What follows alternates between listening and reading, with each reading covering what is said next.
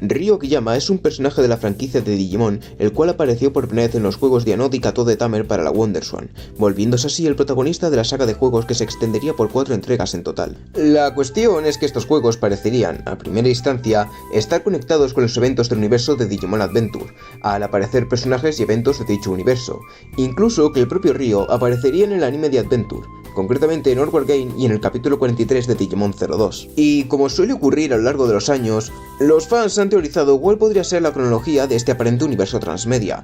Sin embargo, todas estas cronologías están mal, pues ignoran factores externos y a lo largo de los años ha ido saliendo información que nos demuestra que, de hecho, no existe un universo interconectado de los juegos y el anime. Incluso simplemente siendo observadores en los propios juegos podemos verlo. Vayamos por partes. Para empezar tenemos que tener en cuenta una cosa. En aquella época el equipo de producción de los juegos y el anime tenían ¡cero! Comunicación entre ellos. Básicamente cada uno iba por libre y simplemente se tenían en cuenta en lo mínimo. Y con mínimo me refiero a saber que el otro existía. No puede existir conexión entre productos que, desde su concepción, estaban hechos para no estar conectados. Simplemente podríamos decir que usar el Cast Adventure para los juegos de Ryo era un gancho. Usar personajes ya conocidos para que el público lo sintiera más familiar, mientras que ponían a un nuevo protagonista que fuese, por así decirlo, la cara de los videojuegos portátiles. Y también tenemos que admitir que Ryo, aunque es un personaje per se, será durante la inmensa mayoría de experiencia del juego un mero avatar del jugador, como lo fue Rojo en Pokémon, por lo que no se sentiría un cambio tan drástico. Además de eso, si realmente quisieran que los eventos del anime y los juegos pertenecieran a una misma historia contada a través de medios distintos, mínimo se hubieran molestado en que los eventos fueran congruentes. Por ejemplo, en 02 Tag Tamer, al inicio, se puede ver a Ryo y a Ken viviendo los eventos de Onward Game, desde la casa de Ryo, cuando en la película este aparece en un campo, sin Ken. ¿Por qué? Pues porque muy seguramente los desarrolladores de los juegos sabían que Ryo apareció en la película como un cameo, y habrán utilizado otro gancho similar al Cast Adventure, empezar el juego con los eventos de la película. O también podríamos preguntarnos, oye, ¿y cómo es que Bimon no dice nada de Ken en 02? O habla de Isuke y al resto de Ryo. Si realmente lo hubiera vivido toda esa aventura con Ryo, mínimo se podría decir o mostrar. ¿Y por qué acabó debajo del Digimental del valor? Esas preguntas no tienen respuesta porque simplemente Digimon 02 no se escribió pensando que se conectaría con los juegos. Tampoco olvidemos que en uno de los juegos aparece Wallace y que Golden Digimental no se puede poner con seguridad en ningún lado de la historia de Adventure. Simplemente los desarrolladores del juego habrán dicho, este es el chico que sale en la película, vamos a ponerlo. Y no voy a dejar pasar los peores 5 segundos de todo Digimon 02. La aparición de Millennium Mon, donde en una jugada maestra por parte del equipo creativo de la producción animada deciden crear posiblemente uno de los peores errores de Digimon 02, porque el peor fue existir, y ponernos la escena de Millennium Mon, pero completamente cambiada, causando que mucha gente creyera que este era un mismo universo, y que para entender la historia había que jugarse el juego.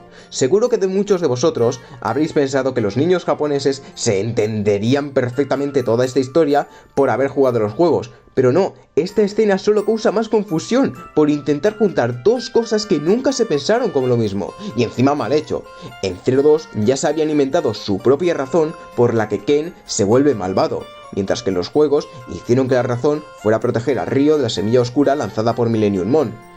Y luego van y deciden retconearlo. Lo primero es mencionar algo bastante interesante. En la B-Jump se dio esta guía acerca de los juegos de Ryo. Dicha guía e información fue proporcionada por el usuario Ravel, quien ha contribuido enormemente proporcionando información traducida muy difícil de conseguir para esta parte del fandom durante años. Resulta que en esta guía se revela que todos los juegos de Ryo son universos distintos, incluso las versiones distintas del mismo juego podríamos considerar que lo son. Esto de hecho es algo que hace mucho más sentido que intentar meterlo todo en una cronología e intentar conectarlo con el anime, el cual, como ya he dicho, su producción siempre estuvo alejada, mayoritariamente aislada, de los juegos. Aunque una cosa que se queda en el aire y sin confirmar es si Millennium Mon es el mismo en todos los juegos viajando a través de distintos mundos o son todos ellos distintos Millennium Mons. Pero la primera opción la considero más probable, al saber que Millennium Mon en Brave Tamer podía viajar entre distintos universos libremente. Además de eso, me gustaría mencionar que en la entrevista del Memorial Chronicle Animation, Seki confirmó que el Ryo de Timers es el de D1, el cual al final del juego se haya desaparecido. ¿Cómo consiguió Monodramon? Ni puta idea. A Konaka le obligaron a poner el personaje con calzador.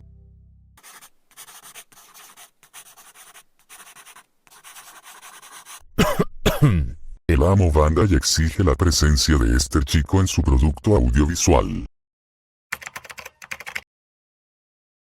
Para finalizar y concluir, quiero deciros que no os toméis muy en serio la cronología de Adventure. Todo va bien si pensáis solo en la OVA, la serie y la película. Luego entiende que Digimon 02 salió muy mal y no intentes conectarlo, simplemente disfruta. Y además de eso, por favor, no le hagáis caso a ninguna cronología que encontréis por ahí, que intente afirmar la posición de los juegos en la historia o intente conectarlo todo cronológicamente de forma errónea inventándose cosas.